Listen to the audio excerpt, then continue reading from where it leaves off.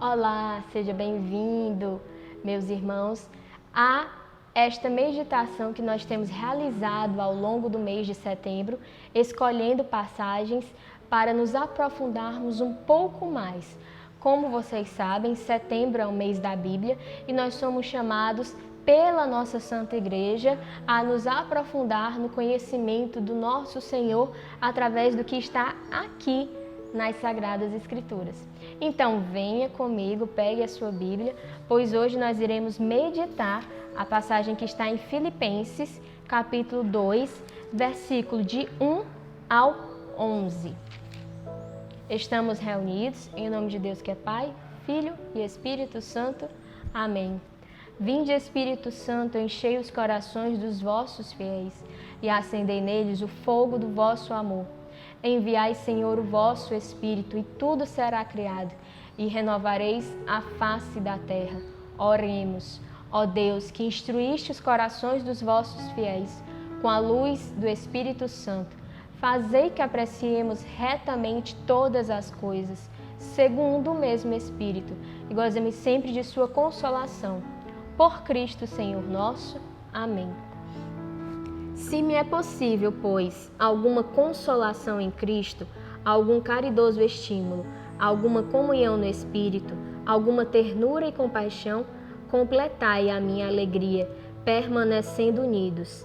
Tende um mesmo amor, uma só alma e os mesmos pensamentos. Nada façais por espírito de partido ou vanglória, mas que a humildade vos ensine a considerar os outros superiores a vós mesmos. Cada qual tem em vista não os seus próprios interesses, e sim os dos outros. Dedicai-vos mutuamente à estima que se deve em Cristo Jesus.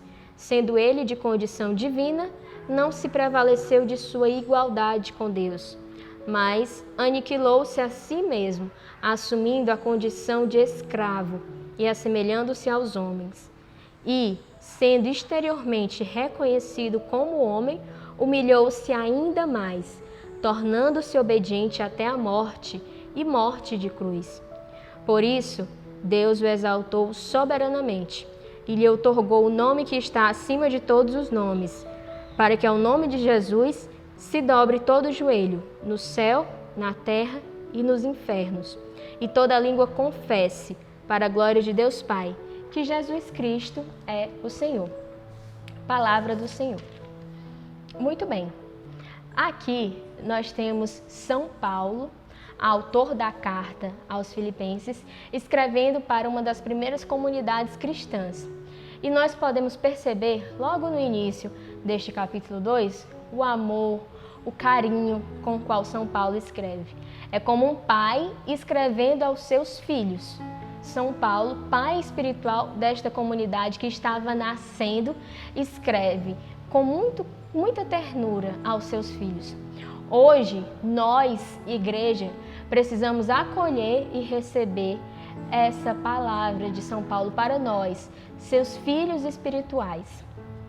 E, aqui no começo, Paulo pede o quê aos seus filhos? Que eles tenham um mesmo amor, uma só alma e os mesmos pensamentos. Mas um mesmo amor, uma só alma e os mesmos pensamentos de quem? Dele, São Paulo? Não, de forma alguma.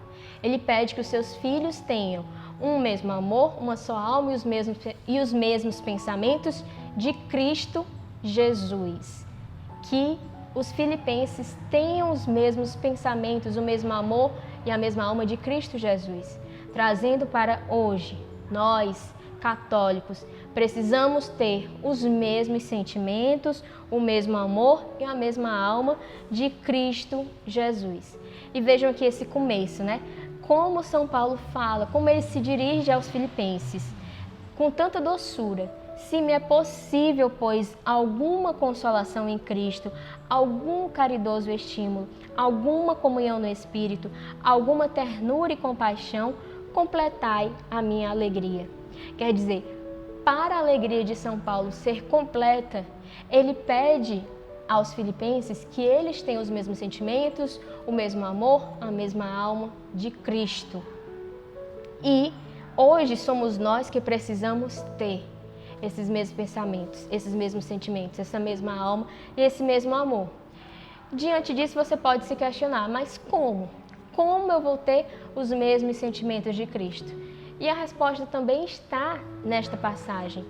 Mais à frente, a partir do versículo 6, nós entendemos o que significa ter os mesmos sentimentos de Cristo.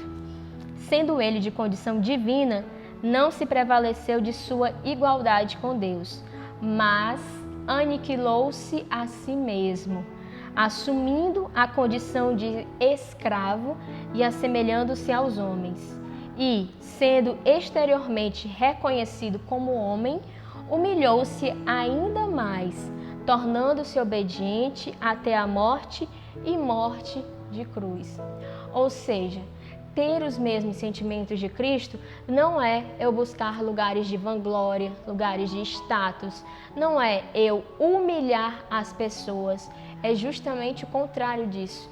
Ter os mesmos sentimentos de Cristo é eu me abaixar, eu me humilhar, é eu mesma procurar descer, descer e descer até o meu irmão. Isso é o que resume ter os mesmos sentimentos de Cristo, porque foi assim que Cristo viveu. Ele sendo de condição divina, ele sendo 100% Deus, não se valeu da sua condição divina, mas em tudo foi igual a nós, menos no pecado. Se nós olharmos toda a vida de Jesus, foi uma vida humilde, foi uma vida de escondimento, foi uma vida de abaixar-se. O primeiro abaixar-se de Cristo foi o qual? Foi a encarnação. Ele, sendo Deus, assumiu a condição e a forma humana. Esse foi o primeiro abaixamento de Cristo. Depois, Cristo poderia ter nascido num palácio real, mas não foi assim. Não foi este o local escolhido por ele para nascer. Ele nasceu num estábulo. Ele nasceu num local humilde, simples. Aí, novamente, nós vemos o abaixar-se de Cristo.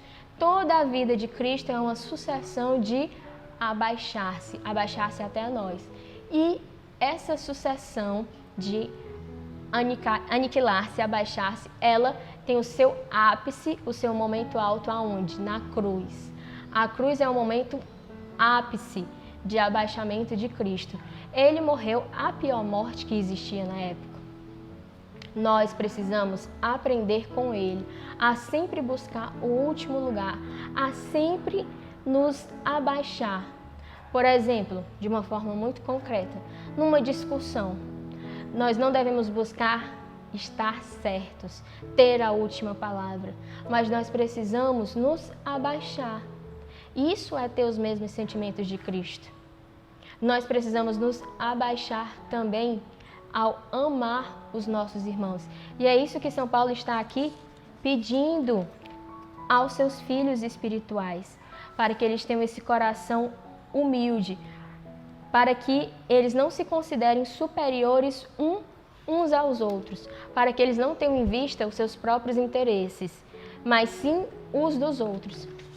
Isso é difícil hoje, numa sociedade que prega que primeiro eu, segundo eu, terceiro eu, e depois o outro, e o outro que cuide dos seus próprios interesses.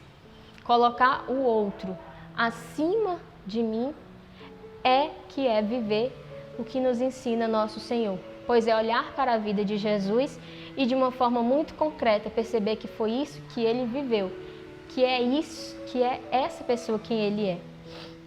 Mas nós, ao olharmos aqui para essa carta de São Paulo aos Filipenses, onde ele nos traz que, sendo ele de condição divina, não se prevaleceu de sua igualdade com Deus, mas aniquilou-se a si mesmo, assumindo a condição de escravo e assemelhando-se aos homens, nós não podemos achar que isso aconteceu só lá atrás e que isso ficou lá no passado. Isso continua a acontecer hoje, no ano de 2020. Cristo continua a se aniquilar. Onde, como, de que forma? Nós temos a resposta em Mateus 25, quando Cristo fala: tive fome e me destes de comer, tive sede e me destes de beber, estava nu e me deste vestir, estava preso, estava enfermo e fostes me visitar, era peregrino e me acolheste. tudo que fizeste a cada um destes mais pequeninos, foi a mim que o fizestes.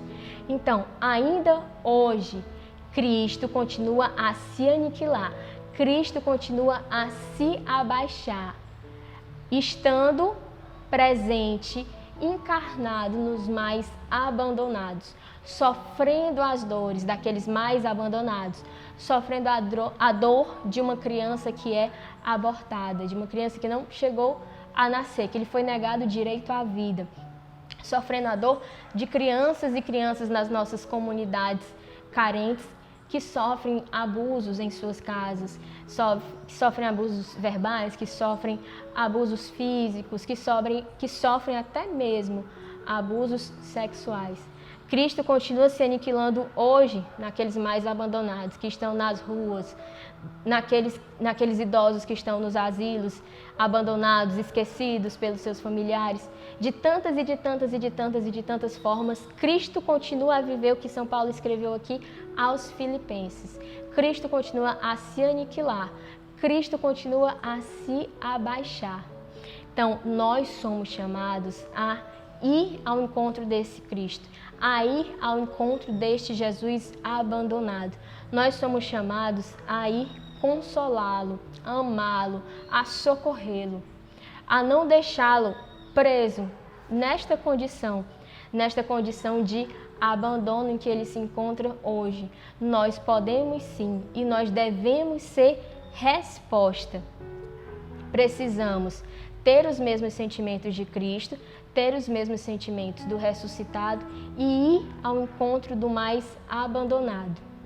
Com certeza, essa é sim uma tarefa muito difícil, porque muitas vezes nós não fomos educados ou não crescemos e aprendemos isso na nossa vida, mas nós precisamos sair de nós mesmos e ir ao encontro desses nossos irmãos que hoje atualizam essa passagem na sua própria carne.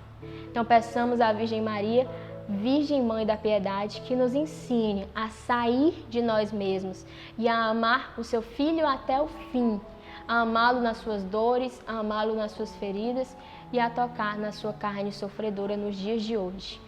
Com Maria sempre, Ave Maria, cheia de graça, o Senhor é convosco. Bendita sois vós entre as mulheres, bendito é o fruto do vosso ventre, Jesus.